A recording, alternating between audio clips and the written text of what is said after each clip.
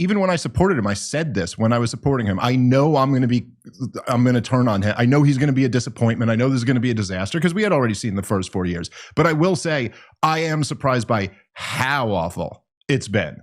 Like it's gotten to the point where it does kind of seem like the guy has kind of like he's had some type of break or he's snapped or. We have special guest with us. Dave Smith is here. You know him, comedian, podcaster, political commentator, known for his pointed libertarian views. Okay, so he's here with us now. Hey, how you doing, Dave?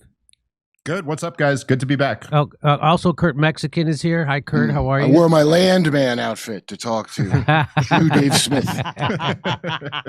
Okay. Now, Kurt, let's focus and let our guest talk more than us today, okay? Let's do that. All right, if you think that's the way to go. I think it is. I think it's the way to go. I'll defer to you on that one. Now, I wanted to commiserate with you, Dave, or talk to you because I know you endorsed Donald Trump during the election, but now, of course, and I had hope. I told people I had hope that he was going to do the things he said he was going to do. I had hope he was going to end the wars, invest the money back in America. He was going to start getting the deficit down. He was going to institute free speech. He hasn't done any of that stuff. And in fact, he's done the opposite. He's instituted new DEI for Jewish students. Yeah. He's instituted new hate speech laws for Jewish students. He's he bombed Iran. He's trying to overthrow Venezuela, or he has decapitated them. He's still funding the Ukraine war. He's still funding a genocide. He's bombed Yemen, Iran. I just can't get, and he's exploding the deficit. They never had Doge go to the Pentagon, and now he wants to give the Pentagon an extra, I don't know, $800 billion, and it's just it's the biggest betrayal I could ever imagine, and it happened so fast. It happened, and by the way, they're not letting you know about the Epstein files. And Candace Owens says that was when MAGA ended, when he called his own followers weak and stupid for wanting to ask about the Epstein files. So I just here I just want to play this. Here's no more sending troops overseas, bombs Iran. America first, bails out Argentina. Only deporting criminals, deports neighbors and legal workers. War on drugs, in a part in the Honduras guy. Will's going to cut the budget, big beautiful. Doge will cut waste. Nothing. So it keeps going. It just keeps going. Gonna release the Epstein files. Called it a hoax. We'll investigate COVID committee. Hasn't done it. We'll investigate the January 6th committee. Not doing that. You can go down I mean, it is unbelievable almost, the amount of things that he said he was going to do and he's not doing. We're going to audit the gold in Fort Knox. So you just tell me about your disappointment, because I know you are. And did you see this coming, and where do we go from here? Well, I mean, if you can look past all of that stuff, he's doing a pretty good job. It's just one or two things. Well, I really never. Okay, let's try to say this the right way. I never really had hope that he was going to do any of those things. So I always, even when I supported him, I said this when I was supporting him. I know I'm going to turn on him. I know he's going to be a disappointment. I know this is going to be a disaster because we had already seen the first 4 years. But I will say I am surprised by how awful it's been.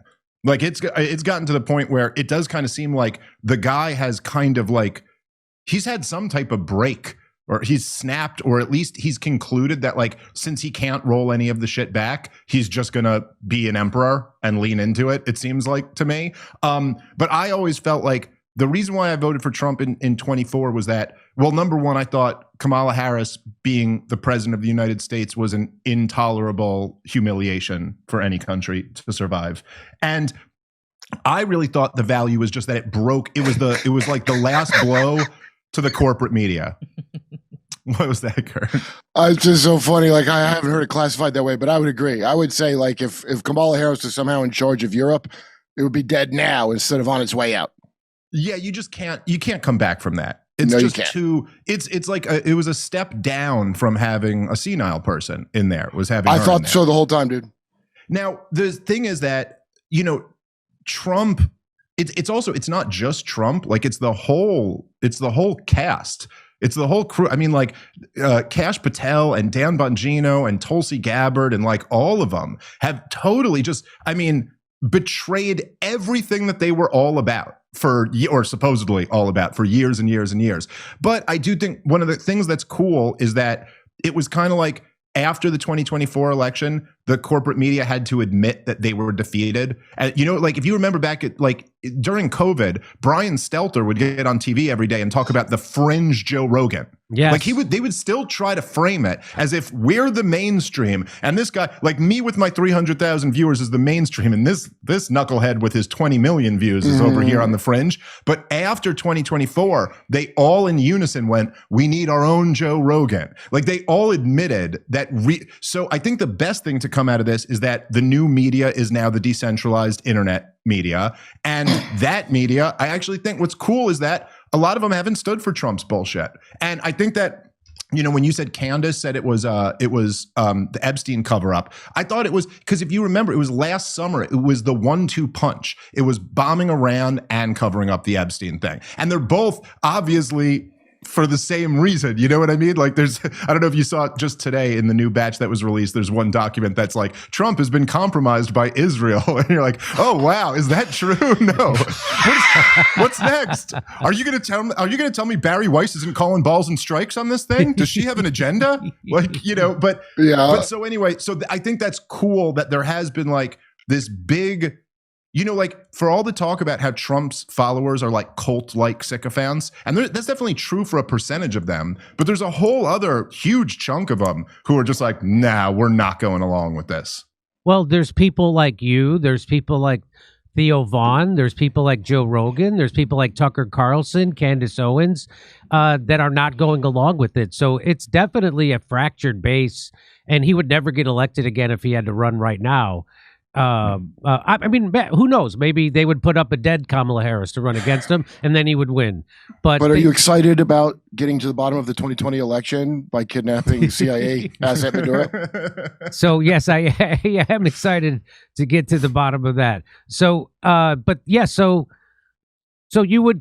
It's even worse than you expected. You think he's had some kind of break. Yeah. So he told, when they were trying to kill him, I thought that was a sign that the deep state was still allergic to him and they were still thinking they couldn't control him. But now as I look back on it, because he closed the investigation in Butler, Pennsylvania, and that guy, and now the Charlie Kirk, it's clear to me that the Trump administration was in on that in some way, or at least they're in on covering it up. What do you say about that?